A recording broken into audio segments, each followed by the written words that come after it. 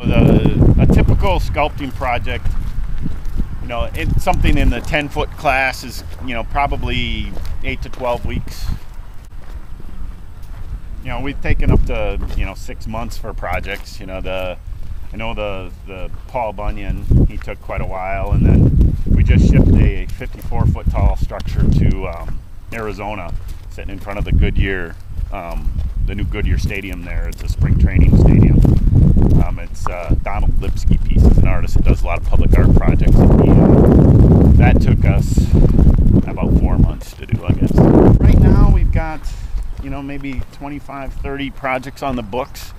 Some of those are new stuff that you see Jerry's doing. Some of them are just orders from molds that we already have. A lot of water park stuff, especially this time of year. Everybody's trying to get their water parks up and ready for open for spring. So a lot of that, probably right now anyway, 60 to 70% of that is water park business. A lot of frogs. That's probably our big icon of these frogs. We've sold hundreds of these frogs over the years. We just go to 2 trade shows a year. That keeps us busy. We hand out our brochures, and those trade shows are from people that have businesses and or water parks. So that's where they're looking for their business, or to expand their sales. We shipped a lot of things to Venezuela, Brazil, Italy, to water parks. I shipped like a giant dolphin slide, 3 slides going down with big dolphins jumping up and spraying water out of their mouths and things. So we shipped quite a number of things overseas. It's not hard to ship them. The fiberglass things are pretty lightweight. When this is done, 2 of us can pick it up. It'll probably weigh 150 pounds, but still super strong. So it's amazing. You might go 30 miles away from here and stop and say, could you direct me to F.A.S.T Corporation? They say, we don't know F.A.S.T Corporation. But when I came up with the idea of even swings and slides, I called them Kitty Delight swings and slides, back in '84, the thought I had was people kept saying, that's a beautiful statue, what does it do? When I went to a trade show, and they kept saying, what does it do? So I thought, we've got to have some things that are functional, like a drinking fountain. So came up with those different ideas, and then people just kept calling with other ideas and things that they wanted. The first big giant turtle slide I made for Noah's Ark in the Dells, a water park, was in 1984. And I went down there about 10 years ago. They said, well, it needs repainting. So they took it in the wintertime into a big garage there, or a big place.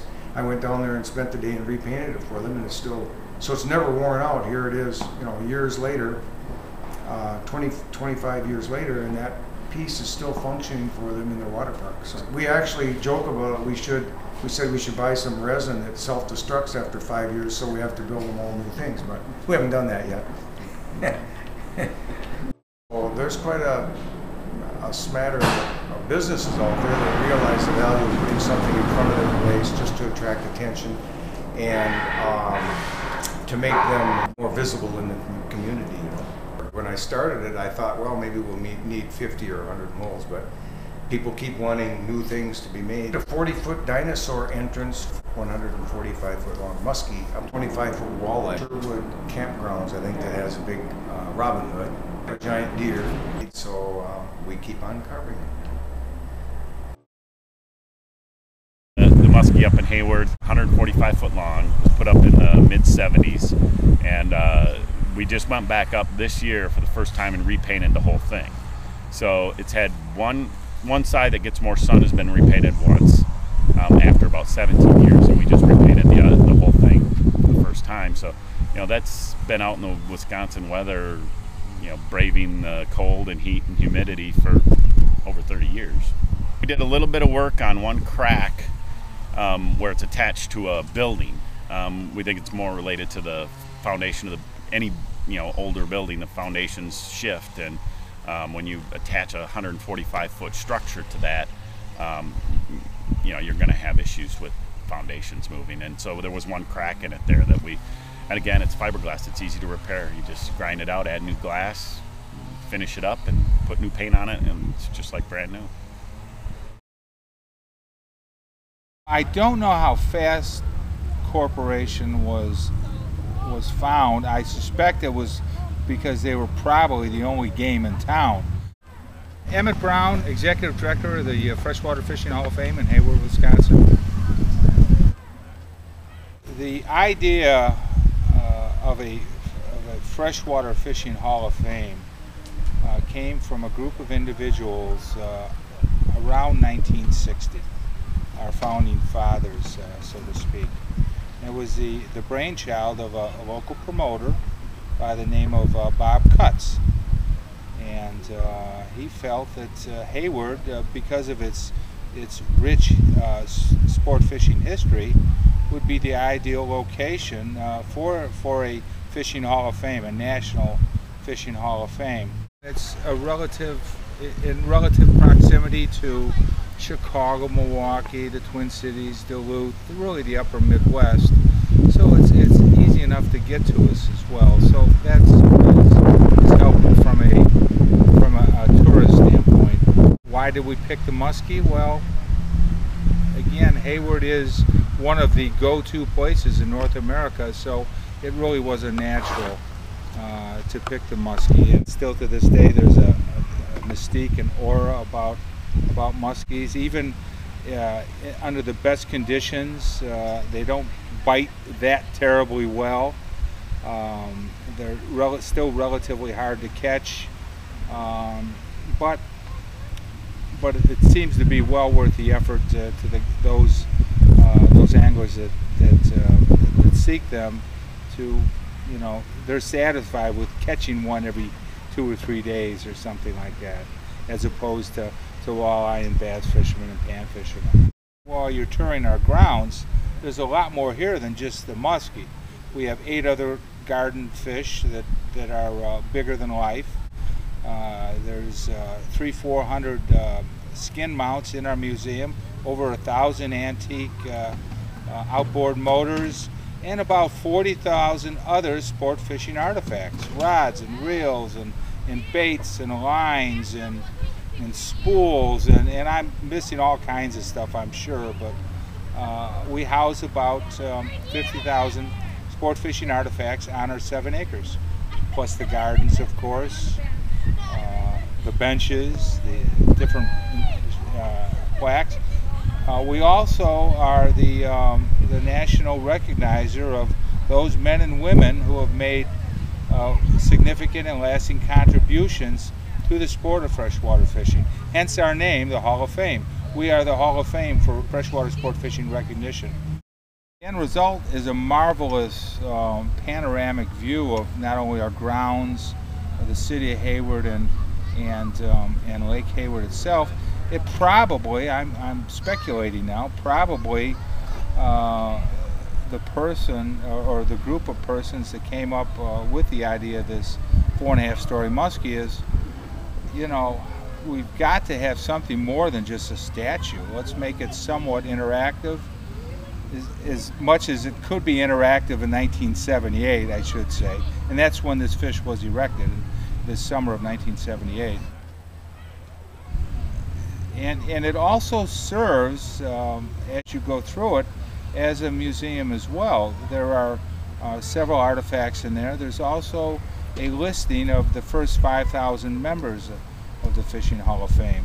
So not only does it serve as a stairway to the mouth of the fish, but it also is a hall of recognition for our charter members, as well as a displaying area for some of our artifacts.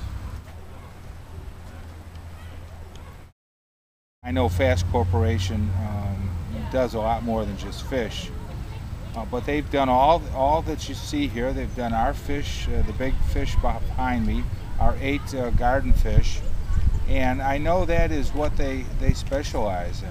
That is what they do. What we do is sport fishing recognition. They create in fiberglass form statues and figurines and things like that. I'm reasonably certain, I think Jerry, who actually just repainted this fish last spring, Jerry Vitras, the artist, I believe he told me, and I'm quite certain of this, that this is the largest piece they've ever done. It's 4.5 stories tall, 45 feet tall. It's a half a city block long. I think that's 150 some odd feet. Below it, at the base of the fish, is a 80,000 gallon pond, about 4 feet deep, and stocked with fish. And we allow our visitors during the summer months of June, July, and August. We allow them to fish for them. Catch and release, of course. And it's bluegill and some crappie and perch and sunfish. There might be the odd bass or pike in there as well. 78 was the big fish, and this museum was erected in 82.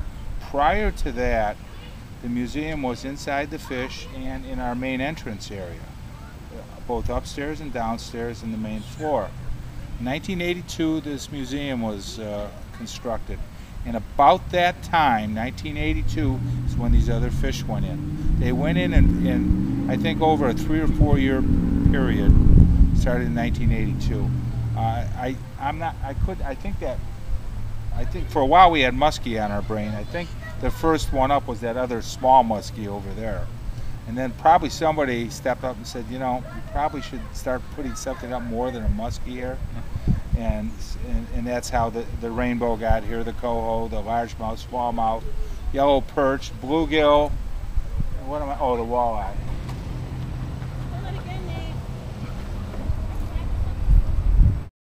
This is a great place for families, young and old. We like to see couples in the fall, of course. We love it with, I mean, we cater to families. We have about 50,000 visitors on an annual basis. For the most part, they come here June, July, and August. But we're also open from mid-April through May, of course, in June, July, August, September, October. We close at the end of business hours on the last day of October every year, Halloween. And it's a great place to come to spend an afternoon with your family. It's also a place to get in touch with your past a little bit. We have a saying here at the hall, it's like a peek into Granddad's old tackle box. That's exactly what it is. Most everything we have here on display is 30s, 40s, 50s, 60s, 70s, and we're getting a few things in the 80s now. It's hard to believe that we're starting to look at the 80s as being vintage, but to some people, the 80s, they are vintage. I should also mention, we have 2 or 3 weddings a year